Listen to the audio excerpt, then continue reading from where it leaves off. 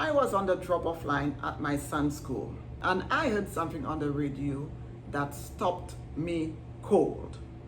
On this morning show, the hosts were talking about a viral clip about some leaked text, screenshots of a white woman teaching other white women, including her sister, step-by-step tactics on how to secure long-term relationships with black NFL or NBA players. The internet was ablaze.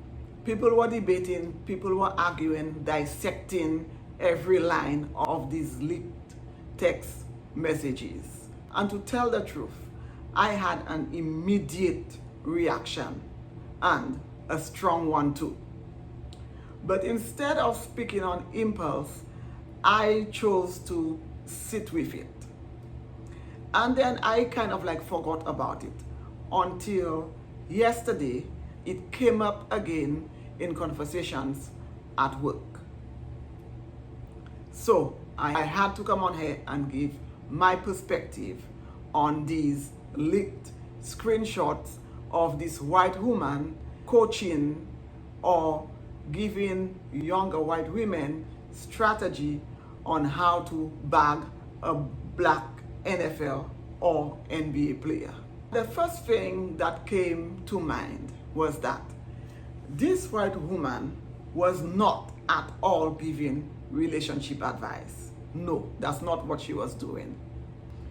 She was giving strategy, guys, strategy, a playbook of sorts, like a system.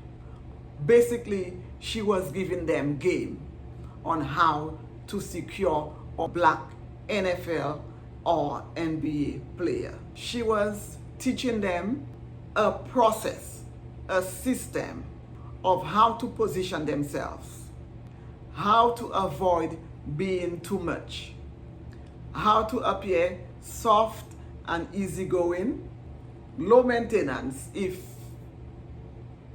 I dare say, how to make these black athletes feel emotionally secure or emotionally safe without them asking too much in return.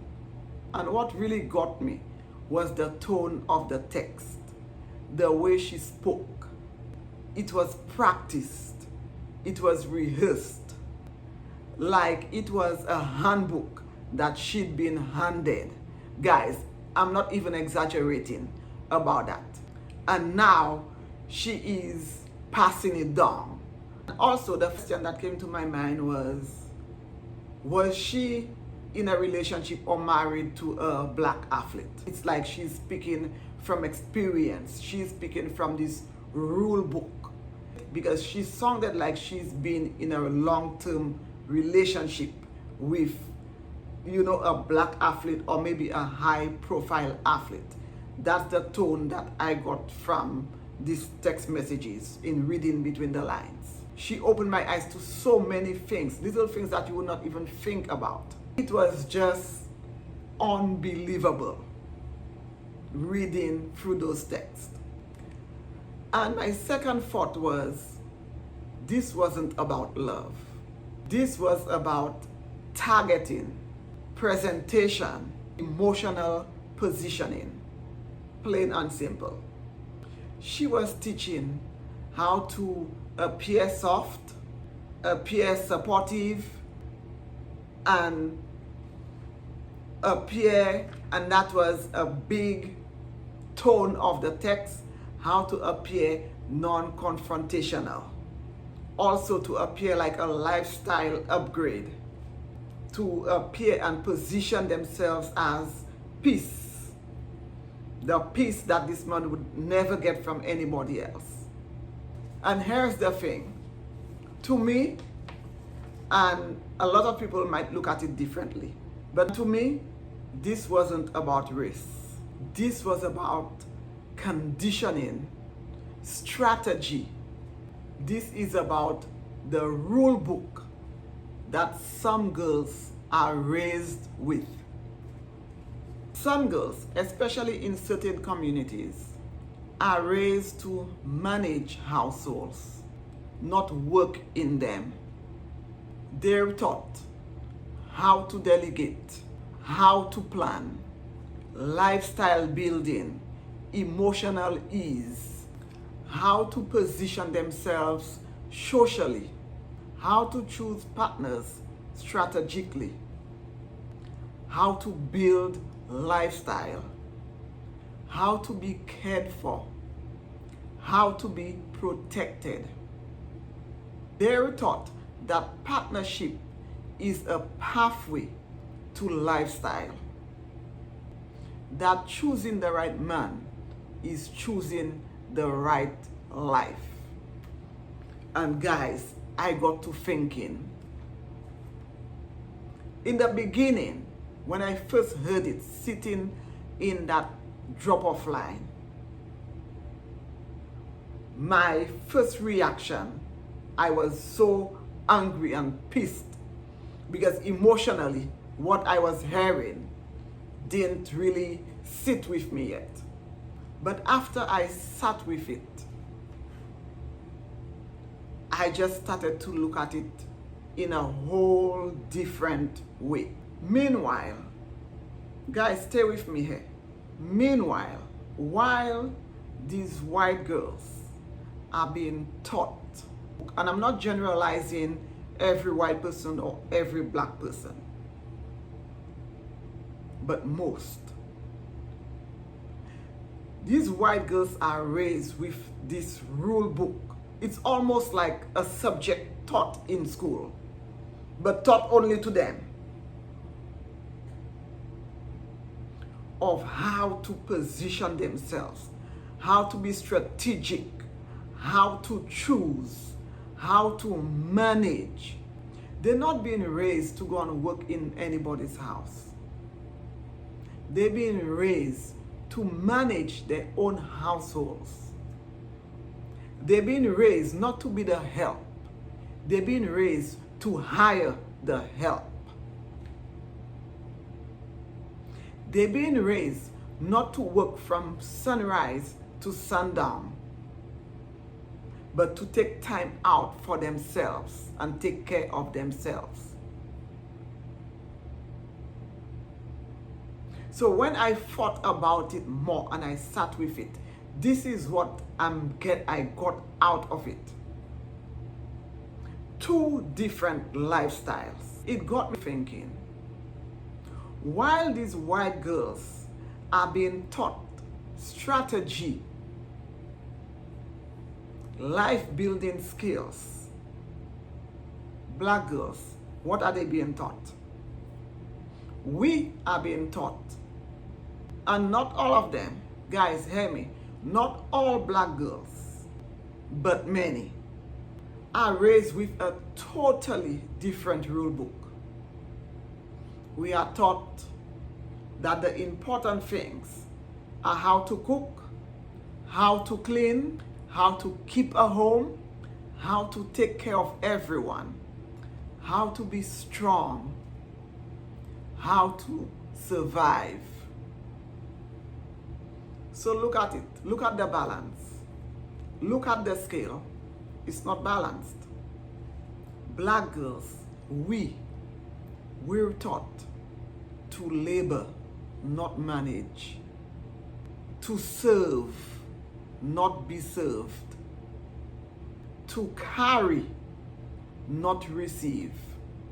And when you grow up being the helper, the fixer, the backbone, you don't get the luxury of softness, because softness is not a personality trait. It's a condition. It requires safety, it requires support, and it requires rest. Things many black women were never given. And here's the part that hurts, that touches something really deep in me. Exhaustion looks like attitude when you do not know the backstory. When someone has been carrying emotional labor since childhood, their patience runs thin their energy drains quickly. Their reactions change.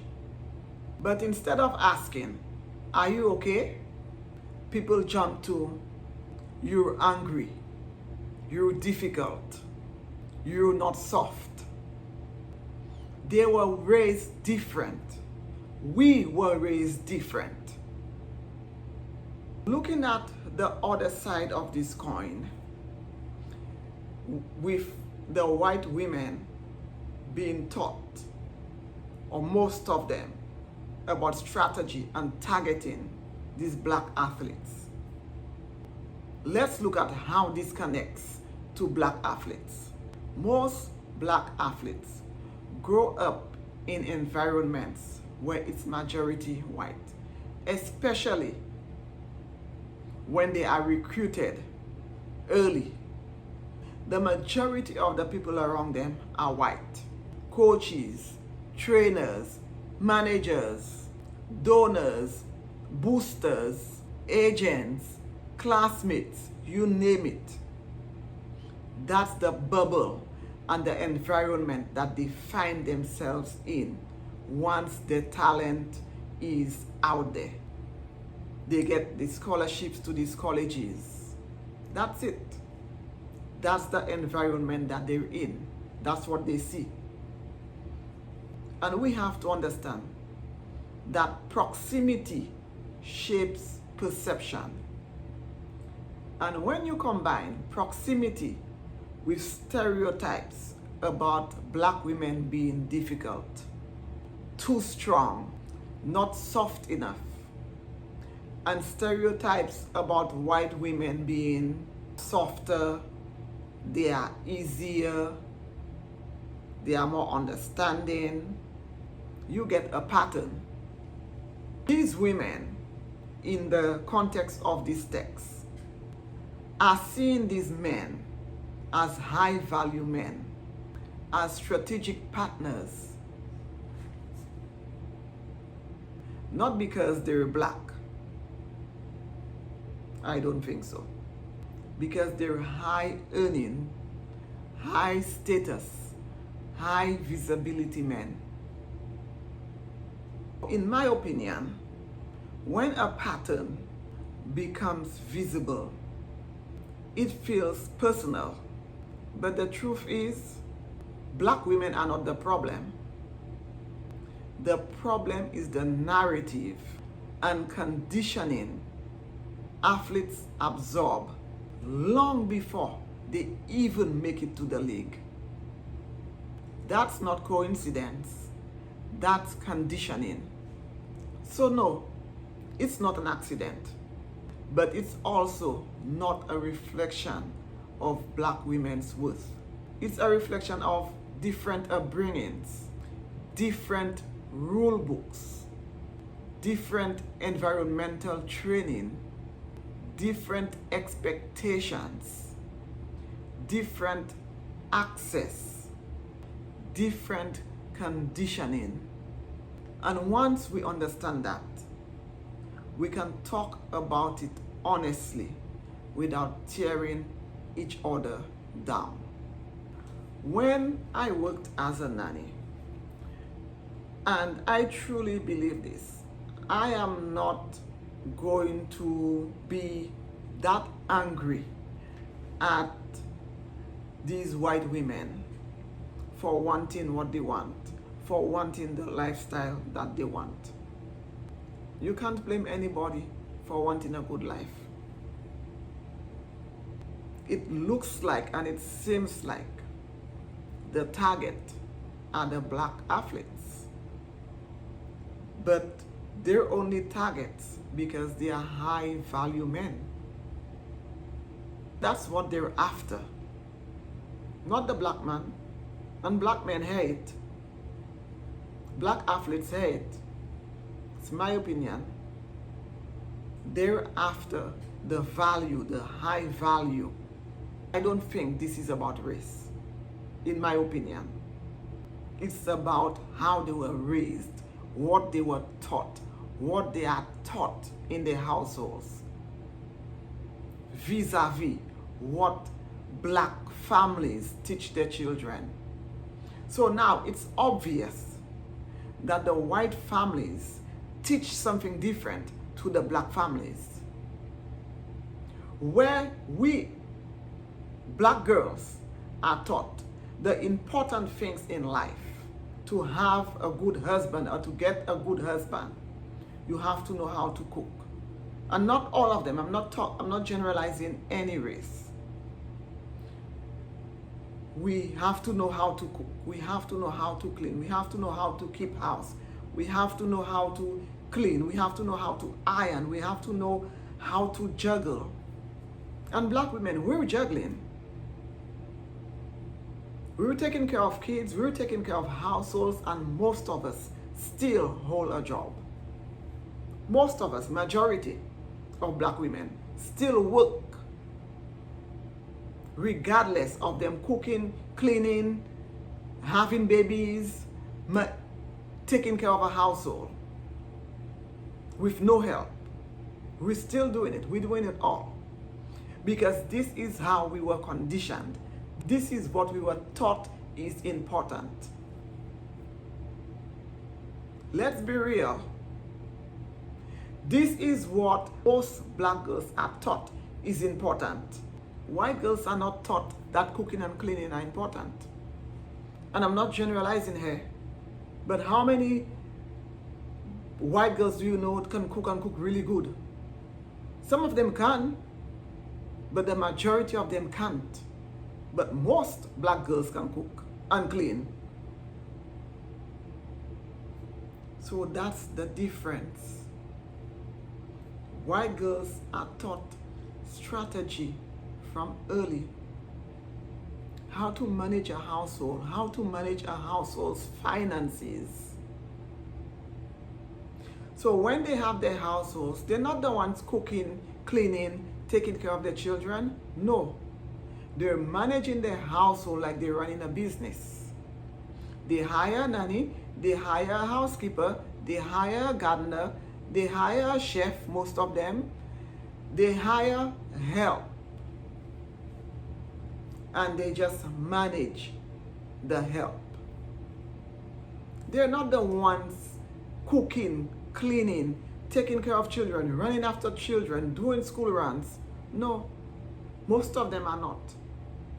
And I'm not generalizing, but I'm talking in the context of that leaked text group. That's why I said I don't think this is about race. The question is the conditioning, different rule books.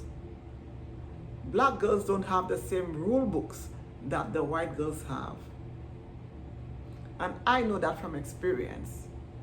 I was a nanny in New York City for almost 20 years. I was around a lot of white families. My entire nanny career was for white families.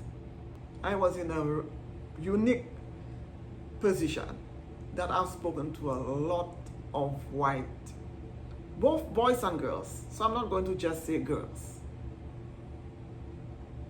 And I've picked their brains.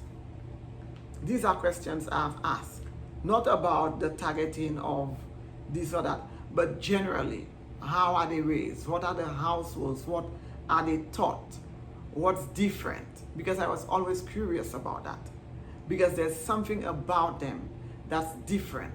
So I was always curious. And even when I started working in these white households, it opened my eyes to so many different things and so many different ways of moving and of doing things. Because the way they think to do something or to go after something is not how a black person or the black people I knew would go about doing it. And it opened my eyes to so many things. That's why I said this is not about race. This is about upbringing. This is about conditioning. This is about strategy. These white girls are not raised to cook and clean. No. They have maids for that. They have nannies for that. Even sometimes 14, 15, 16-year-old girls would still have nannies. I know, I've seen it. Cooking, cleaning their rooms. They would no longer do the school runs because now they were older. Most of them would walk to school or take the bus. But to cook for them, clean for them. Imagine at 16, 15 having someone cleaning your room as a young girl. So it's not about race, it's about the rule book, it's about the bringing, it's about the strategy, it's about how they're taught, what they're taught. They are raised that your lifestyle depends on who you marry. In my 50 years, I've never heard one person tell me that my lifestyle, anybody in my family tell me that my lifestyle depends on who I marry. Now I know, because I've been through life, I've been through stuff. So now I know. But what's the point of knowing now? Black girls are supposed to know then, before they choose, before they pick, before they marry somebody. That's when they're supposed to know. That you don't just go and pick anybody off the streets. That you have to be strategic in who you go and pick off the streets. Of who you pick, who you choose, who you bring to your family. You don't just go and pick up any deadbeat because you say you love. He's good looking. You love him. He's tall. You love him. What's behind the good looking and the tall? What's behind it? Can he take care of you? Will he be able to take care of you? Will he be able to hold down a family? Will he be able to hold you down? Will he be able to give you the kind of life that you want? And don't get me wrong, I'm not saying that you cannot give yourself the life that you want, but we're talking in the context of the text, that it looked like these white women are specifically targeting the black athletes. They're not specifically targeting the black athletes. They're specifically targeting the bag, the lifestyle. They don't want to suffer. White girls were not born, were not brought into the world, or that's the thinking, to suffer. Easy life. But for us, we were brought into this world. That's the thinking. To work, toil, labor. I can do for myself. I can give myself what I need. I can work and provide for myself. Nobody is saying you cannot work and provide for yourself. Can't a white woman work and provide for herself also? Of course she can. But she will still go and target a high value man. She will still go and target the black NFL players because she knows that there's a specific lifestyle that she wants. So it's the mentality that black girls, black women are brought up with.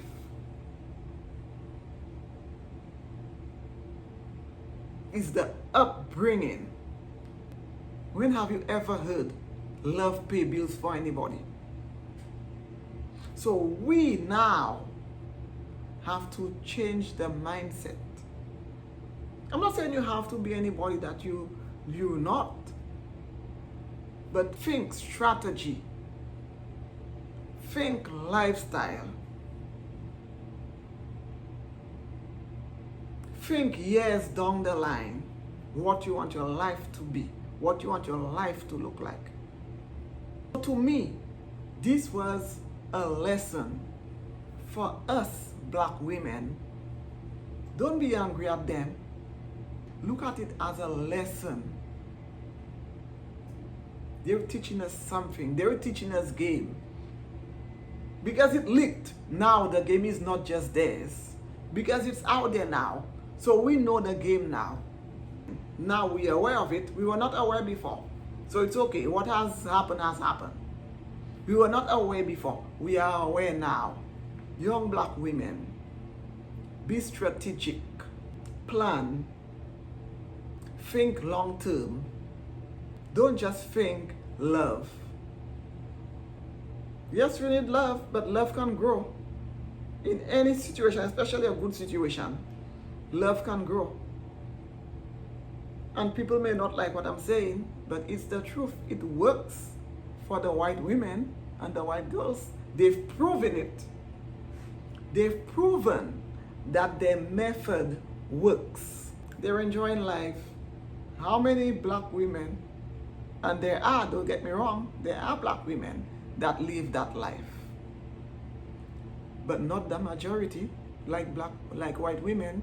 It's not balanced. Most of us carry everything and we still hold jobs. When is the time, or where is the time to be soft and girly? There's no time for that. Because we have too much on our plates. We can't be soft. We have to be strong. We have to work. We have to run. We have to cook. We have to clean. All of it. One person, a black woman. So people will look at you as you're angry, you're impatient, you're difficult, you're not soft. When you're a black woman, there's no time to be soft. Because we were not conditioned to be soft. We were not raised to be soft. And they even said it in the text that if he has a girlfriend or he's with someone or he's dating someone, make her look crazy. Especially if he's dating a black girl or he's with a black girl or he's in a relationship with a black girl. You can still go in there. Never mind that he's with somebody. Go in there and make that black woman look crazy. Taunt her. So she'll go off. And then he'll see it. And then he'll compare against you, the white girl. Why is this black girl being crazy and creating all that drama? And I have somebody who's trying to come into my life drama free. So what am I going to pick? Drama free. Not realizing that it's targeting. They said it in the text. It's there, big and bold. They gave us game.